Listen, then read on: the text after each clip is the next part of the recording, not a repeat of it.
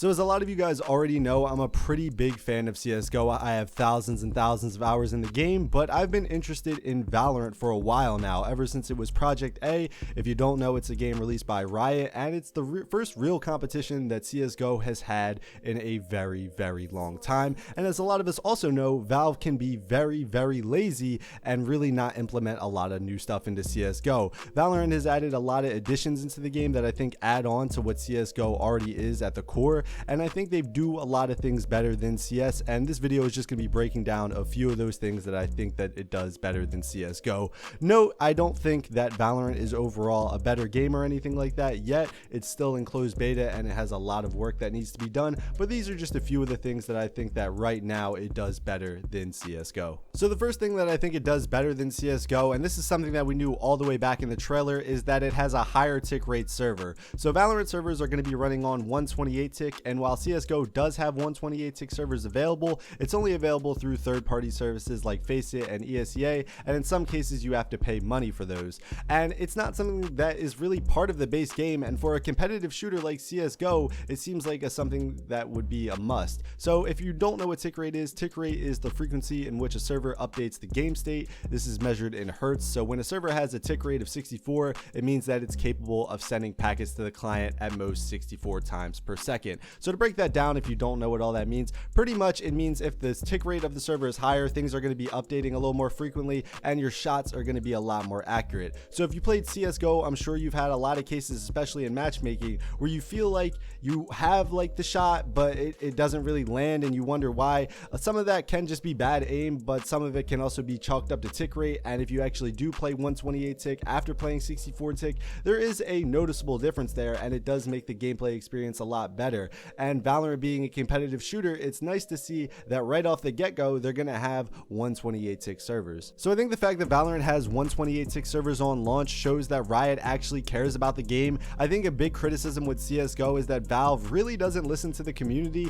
and they don't add features that would make the game a lot better. So like I said, CSGO has those third-party services, but the big majority of the player base is playing matchmaking, and when they're playing on 64 tick rate, that's pretty much all they know. So when you're hopping from something like CSGO to Valorant, you're definitely going to notice that the game is a lot more smooth, and they definitely put a lot more money into the infrastructure of the network that they're using to play all these games on. So Valorant is going to be running a lot smoother. You're definitely going to notice it when you're in game, especially compared to something like CSGO. So next on my list is going to be quality of life changes, and there's a few things here, so I just decided to put them all in at number 2. So a few of these things are going to be comm quality, and when you first launch the game and you're talking to your teammates in game, you're going to notice that it actually sounds really, really clear. It sounds as if you're almost in a Discord call with these people. That's one of the first things that I've noticed when I got in the game, and it's excellent because it makes it so that comms are clear, and especially when there's a lot of firefight or a tense situation, you can clearly hear those comms. CSGO comms aren't necessarily bad. You can normally hear everything for the most part, but when switching games, you definitely notice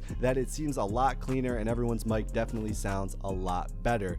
Getting on to the next thing, in-game character voices are actually really helpful. They'll say things like, "We left the bomb back there," so you'll be running out of the spawn and someone will say, not even by like their own choice, but the character will say, "We left the bomb back there," and everyone will turn around and go get the bomb. They have some nice little quips, and it feels like all the characters in the game actually have, you know, character. Another thing that I like that they added into the game was just the in-game buying mechanics. So we all know economy is very important in a game like CSGO, and that translates over to Valorant. It's very important to buy with your team, it's very important to save with your team, and just really be all on the same page. So they actually added a few options in your buy menu, like you can tell everyone we're going to be saving, you can tell everyone we're going to be buying, and that really just stops a lot of people from, you know, force buying every single round, because they start to realize that maybe we have to buy as a team, and they see that little thing in the bottom left, and you'd be surprised about how often people are willing to sell back guns. And that's another thing, you're actually able to sell back guns in this game. So often in CSGO do you have a lot of people buying at the wrong time and not really be able to do anything about it,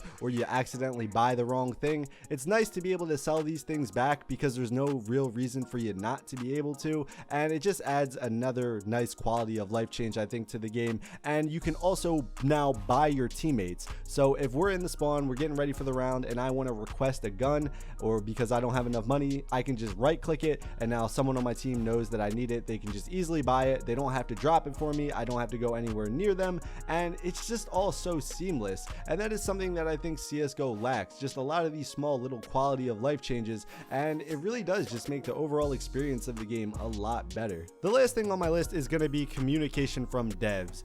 And I debated whether I wanted to put this one on there, but so far the communication from the devs of Valorant have been very, very good, especially coming from a game like CSGO, where it seems like Valve doesn't really care about the community at all and will kind of like, you know, half-ass things a lot and just kind of put in the most minimal amount of effort in to keep the money flowing in. But so far, I know the game is in closed beta, but they have been on top of a lot of these bugs and a lot of the things going on in the game. They've been pretty transparent with the community, and they've been telling us a lot about the things that they plan on releasing in the future, and just some of the current problems in the game are being addressed very quickly. We just got our first patch for the game, and a lot of people were complaining that Raze was very overpowered, and they actually, you know, came together with a pretty good solution for the problem, where it doesn't seem like she was nerfed too much, and it seems like it fixed a lot of the problems that the community was complaining about. If this kind of support continues with this game, I think it could grow, and it could possibly even become bigger than CSGO. I think CSGO, it could be a way bigger game, but it just seems like Valve doesn't put in the effort to make the game any bigger and just relies solely on the community. Here it seems like it's the community and the devs coming together, and I think that's going to create a very good atmosphere for the game, and I think it's going to help, like I said, make the game grow a lot more. But yeah, guys, those are just 3 things I think Valorant right now is doing better than CSGO. I think it's going to be really interesting in these next few months as Valorant starts to pick up more steam, pun intended, to see what Valve is gonna do. Valve actually, like I said, hasn't really had that much competition with CSGO, and now we have a game that is directly competing with them and is made by one of the biggest game developers and one of the biggest game publishers in the world right now, with that being Riot Games. So it's gonna be really interesting, like I said, to see how Valve responds. I honestly don't know if I really have any faith in Valve, as they really haven't given me a reason to have any faith in them, but for the sake of CSGO, I really hope they do something, because the game does have some problems that really need to be addressed, and they've been problems for a very long time, and I think it really does put a lot of players off, and I think it's going to have a lot of players switching over to Valorant, or at least have a lot of people trying to check it out. Let me know what you guys think though in the comments down below. Is there anything I missed? Have you made the switch over from CSGO to Valorant? Are you liking Valorant? What are some things you want to see changed? Let me know down in the comments down below. But thank you guys for watching this video. If you did enjoy the video, hit that like button. If you disliked the video, hit the dislike button. And if you're new, how about you subscribe? But thank you guys for watching this video. This has been The Chosen One Inc., and I will catch you in the next one.